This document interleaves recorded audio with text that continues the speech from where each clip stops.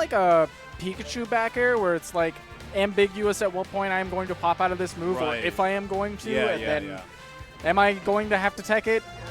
Bad things can happen now. Yes, very, very bad things. But Turtle will eat you alive. it's a snapping turtle. And right now, ooh, Awestin, professional gamer and bubblegum blower.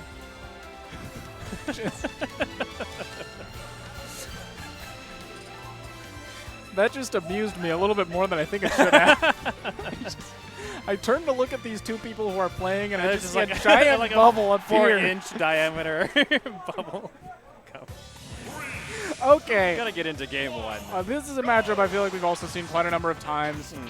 Gibus versus Awestin. I feel like Awestin might have the edge on this one. I believe so. I don't know if we have the stats on deck for Awestin versus Gibus. But I mean, I feel like it's somewhat close, but I feel like Awestin has a recognizable edge. Yeah, I know that like the past couple months he has been traditionally placing above Gibus. Awestin, a player who's kind of got like a second place curse. He's done extremely well in the past month, but has not managed to find that first place trophy. And even having people like Iggy just come in and swoop it right from under him. Yeah. He was, there have been like 2 or 3 times where he's been in grand finals in the past month, but the Bayonetta army has been keeping him down.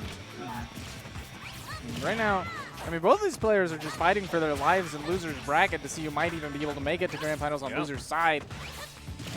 Still just loser's quarters, so a bit of left to go.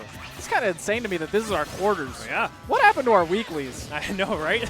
We have a lot of good players. I remember a while ago, I mean, we're talking about the Arcadian right now on Facebook, trying to decide who to ban. I feel like we have to ban like 15 players. You could reasonably ban 15, like maybe even 20 players. Yeah, because our like top 6 maybe is like consistently a little bit better than everyone else.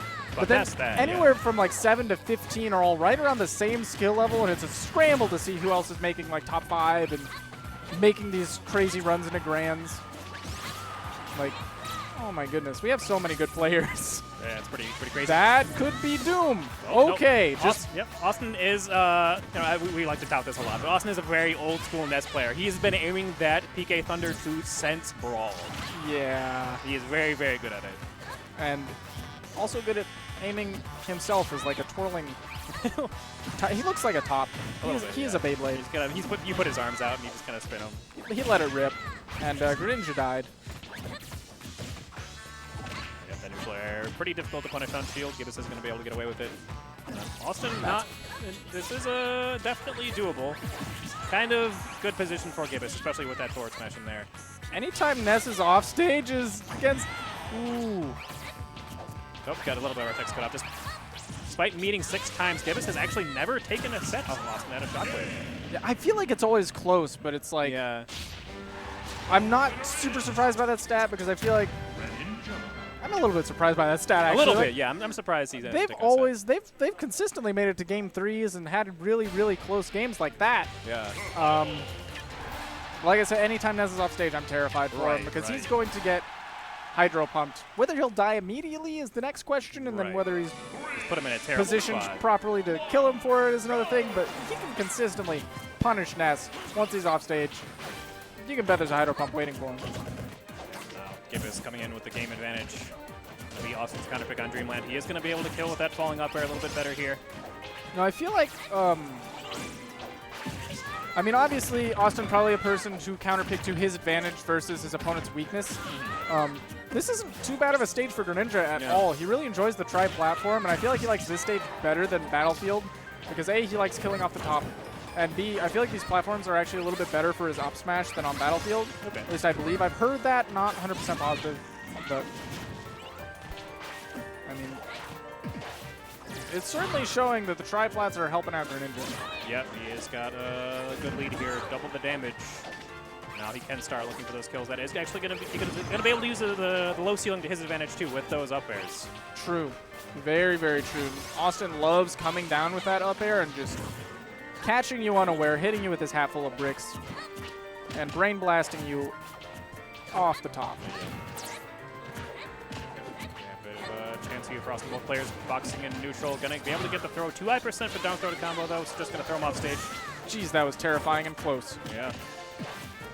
Awestin once again drifting out That is one thing that Gibus likes to do, getting the double jab to set up for the potential kill option afterwards.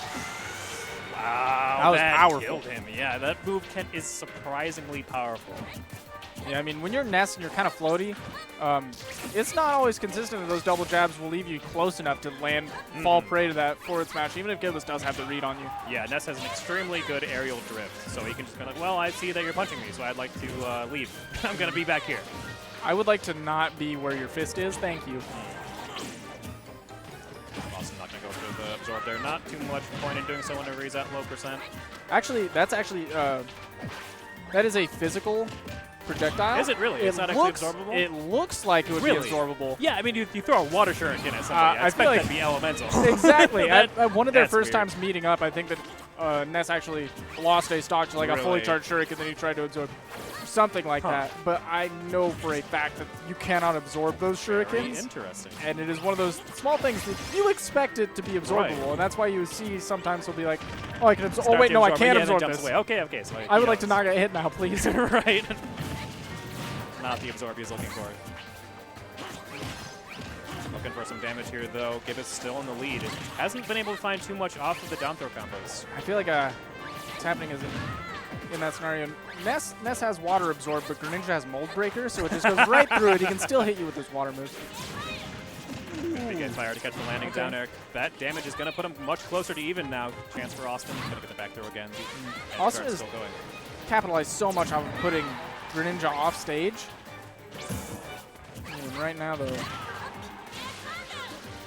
it is terrifying for Gibus. Yeah, Awestin's definitely getting some momentum now. Back to center, though. Good double jab. That time the forward smash will work. Awestin trying to go in deep with the forward air. Going to come out too slow. Very crucial air dodge. Cool. Yeah, just barely was able to, barely, by the skin of his teeth, was able to avoid that. And that's such a scary call to make, because if he just keeps on charging the up smash and you air dodge, he just blasts you with like the entire butter in the pan. You're at 100%, you're not going to make it. Yeah. But really, really nice call from Awestin, knowing that since Gibus had been releasing the up smash early consistently throughout the game, knew that he was going to go for it that time. Right. Because so far, I mean, Gibus hasn't had a reason to charge it. He's been consistently hitting with it. Not that he hasn't been calling out air dodges into the ground with it. He's just been catching Awestin not hitting a button or covering that space. Hitting a slow button that is not going to beat out his disjointed water move. Yeah, it's going to be pretty hard for Awestin to put out an attack that beats that hitbox. It's like the classic like melee Marth up tilt. If you're in that range where it's going to hit at the tip, you basically just lose. You just have to not be in that place at that time. Yeah. Awestin getting a lot of momentum here, though. 84% on the board. And Gibus looking for those up smashes. Playing a little bit more patient now. Not wanting to go too aggro, since Awestin has been winning out on a lot of the front interactions. The ducks casualties. It is much harder to punish a Ness air dodge than other characters. Yes. But Gibus actually does it pretty consistently well, and I think that this stage counterpick has a little bit to do with it, being that it takes everything that is 3D and flattens it to a 2D space, so that's a good point. You no longer have Ness air dodging into the Z-axis. That's a good point. I didn't really think about Yeah, it makes it both this stage and like the Game & Watch Omega stage. A couple of those stages will flatten it, make Ness's air dodge a little bit less amazing, but he still has amazing aerial drifts. So the drift is one of the big things. It's not like you take them to the stage and then suddenly, hey, I can punish every Ness air dodge. No. Would you look at that? Oh, man. Z-axis. Not quite that easy. But Gibus is still pretty good at positioning himself to catch those. But right now, he's positioning himself to not take a game off of Awestin despite meeting 7 times now. Well, it took the game, but I'm the sorry, set. Yeah, the set is looking like it's going to be pretty rough. Awestin making the adjustments necessary. Yeah, Gibus hasn't really found like a really solid opening in this game. Awestin's offense has been extremely on point, and because of that, Gibus having to play a little bit more defensive, playing a bit more passive, backing away, giving him space, not trying to contest it. And yeah, he hasn't managed to find too many opportunities for it, but that up smash coming in at just the right time to finish that stock. Only 46 deficit.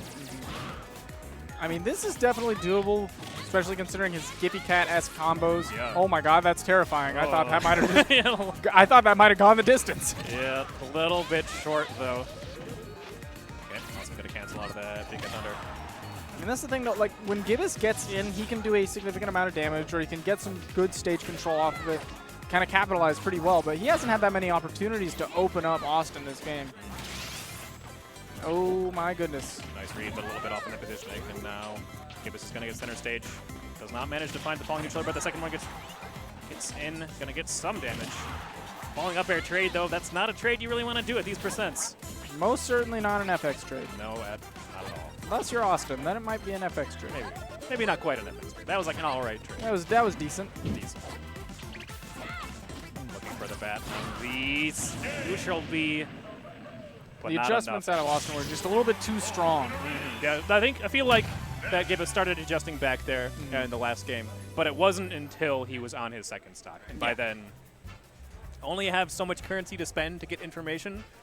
And with Awestin taking those stocks, pretty clean percents. Like, it was right about all the times where his kill moves would kill Gibus. He just wasn't able to get Ness off stage as consistently as he would have liked. Like, he got him off stage pretty well game 1 and was able to capitalize, get some solid kills off of it.